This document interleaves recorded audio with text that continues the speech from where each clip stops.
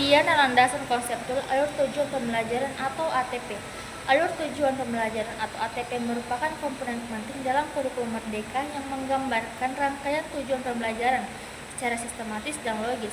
Untuk mencapai capaian pembelajaran atau CP pada setiap fase belajar, ATP berfungsi sebagai penghubung antara CP dan tujuan pembelajaran atau TP, sehingga guru dapat merancang pembelajaran yang terarah, terukur, dan berkesinambungan.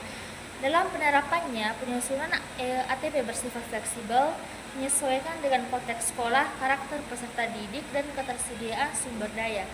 Hal ini sejalan dengan semangat Merdeka Belajar yang memberi kebebasan dan tanggung jawab kepada guru dalam menciptakan pembelajaran yang merdeka, yang bermakna. Secara teoretis, ATP berlandaskan pada teori perencanaan pembelajaran sistematis dan Edip dan Carroll yang menekankan pentingnya perumusan tujuan dan urutan belajar yang logis. Konsep ini juga sejalan dengan gagasan spiral kurikulum dari Carol Browner di mana pembelajaran disusun bertahap dari sederhana menuju kompleks. Dengan demikian, ATP bukan sekedar dokumen administratif, melainkan kerangka konseptual dan pedagogis yang memastikan pembelajaran berlangsung progresif, bermakna, dan sesuai arah pendidikan nasional, sebagaimana diamanatkan dalam Undang-Undang Nomor 20 Tahun 2003 tentang Sistem Pendidikan Nasional. Adapun proses penyusunan alur tujuan pembelajaran atau ATP yang sesuai dengan prinsip pembelajaran berdiferensiasi dan berorientasi pada capaian pembelajaran atau CP. Penyusunan alur tujuan pembelajaran atau ATP dalam kurikulum Merdeka merupakan proses penting untuk menguraikan capaian pembelajaran atau CP menjadi tujuan pembelajaran atau TP yang lebih spesifik, terukur dengan mempertimbangkan karakteristik peserta didik dan prinsip pembelajaran berdiferensiasi. Langkah penyusunan ATP adalah analisis terhadap CP guna memahami kompetensi inti dalam satu fase belajar. Hasil analisis dijabarkan menjadi tujuan-tujuan pembelajaran yang tersusun secara logis sesuai perkembangan peserta didik. Selanjutnya, guru menyesuaikan ATP dengan pembelajaran berdiferensiasi, yaitu memberi pengalaman belajar yang sesuai dengan kebutuhan, minat, kesiapan siswa tanpa meninggalkan arah utama pembelajaran. ATP juga harus berorientasi belajar hasil belajar atau learning outcomes, sehingga setiap tujuan mengarah pada penguasaan kompetensi yang dapat diukur. Hal ini sejalan dengan pendekatan Outcomes Based Education atau OB yang menekankan pentingnya pembelajaran berbasis hasil. Secara teknis, ATP memuat urutan tujuan pembelajaran, materi pendukung, kegiatan belajar berdiferensiasi, serta asesmen formatif untuk memantau kemajuan peserta didik. Pendekatan ini menggambarkan sistem pembelajaran sistematis sebagaimana dijelaskan oleh Kekna dalam teori Naive Event of Intonation yang menuntut siswa dari pemahaman awal hingga penguasaan kompetensi kompleks. Dengan demikian, penyusunan ATP yang berorientasi pada CP berpihak pada pembelajaran berdiferensiasi tidak hanya memenuhi tuntutan kurikulum tetapi juga mencerminkan pembelajaran yang berpusat pada peserta didik, membantu setiap siswa mencari potensi terbaiknya sesuai karakter dan kecepatan masing-masing. Baik, yang ketiga yakni peran dan implikasi alur tujuan pembelajaran atau ATP terhadap efektivitas pembelajaran di satuan pendidikan. Nah, alur tujuan pembelajaran atau ATP memiliki peran yang strategis dalam meningkatkan efektivitas perencanaan, pelaksanaan, dan juga evaluasi pembelajaran di satuan pendidikan. Sebagai dokumen turunan dari capaian pembelajaran atau yang kita biasa kenal atau CP, ATP ini berfungsi untuk menjabarkan arah dan tahapan pembelajaran yang harus dilalui peserta didik secara sistematis. Dengan adanya ATP, guru memiliki panduan yang jelas dan dalam menentukan prioritas, kompetensi, memilih strategi pembelajaran, serta menetapkan asesmen yang relevan untuk mengukur ketercapaian belajar. Sebenarnya apa peran utama ATP ini atau alur tujuan pembelajaran? Jadi, peran utama dari ATP ini terlihat pada kemampuan dalam menjamin keterpaduan antara perencanaan dan juga pelaksanaan. Nah, guru tidak lagi merancang kegiatan secara terpisah, tetapi mengikuti urutan logis yang telah dirumuskan dalam ATP.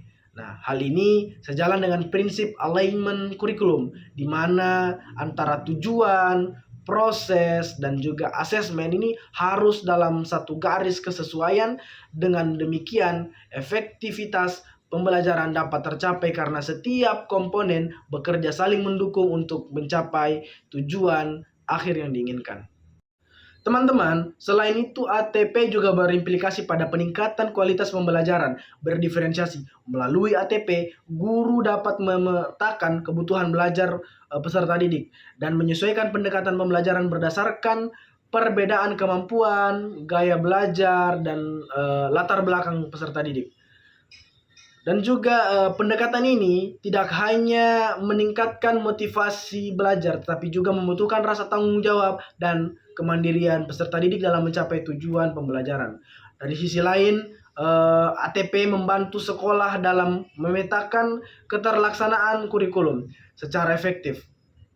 Jadi dokumen ATP menjadi instrumen monitoring yang memastikan bahwa proses pembelajaran di ruang kelas berjalan dengan sesuai arahan capaian pembelajaran yang telah ditetapkan oleh pemerintah. Jadi, keberadaan ATP juga memperkuat budaya refleksi di kalangan guru karena setiap kegiatan belajar harus dievaluasi berdasarkan relevansinya dengan tujuan yang telah dirumuskan. Secara pedagogis, teman-teman sekalian, implikasi ATP terhadap efektivitas pembelajaran dapat dilihat dari peningkatan koherensi antara materi, kegiatan pembelajaran, dan asesmen. Jadi menurut Tyler, efektivitas satu proses pembelajaran ini dapat diukur dari sejauh mana kegiatan belajar berkontribusi terhadap tercapainya tujuan yang telah ditetapkan. ATP memungkinkan guru untuk memastikan setiap langkah pembelajaran melalui setiap pembelajaran memiliki relevansi langsung terhadap penguasaan kompetensi inti, bukan sekedar aktivitas tanpa arah. Lebih jauh lagi, teman-teman sekalian, ATP ini memperkuat peran guru sebagai perancang pembelajaran. Guru ini tidak hanya sebagai penyampai informasi atau transfer of knowledge saja, tetapi juga sebagai pengembang kurikulum yang mampu menyesuaikan rancangan pembelajaran dengan kondisi peserta didik dan konteks sekolah. Dengan demikian, ATP mendukung terciptanya pembelajaran yang dinamis, reflektif, dan berorientasi pada pengembangan potensi peserta didik secara holistik. Implikasi positif lainnya adalah meningkatnya efisiensi waktu dan sumber daya pembelajaran. Nah, dengan ATP yang terstruktur, guru dapat menghindari tumpang tindih materi atau pengulangan yang tidak perlu. Jadi pembelajaran ini lebih fokus dan waktu belajar ini dapat dimanfaatkan secara optimal.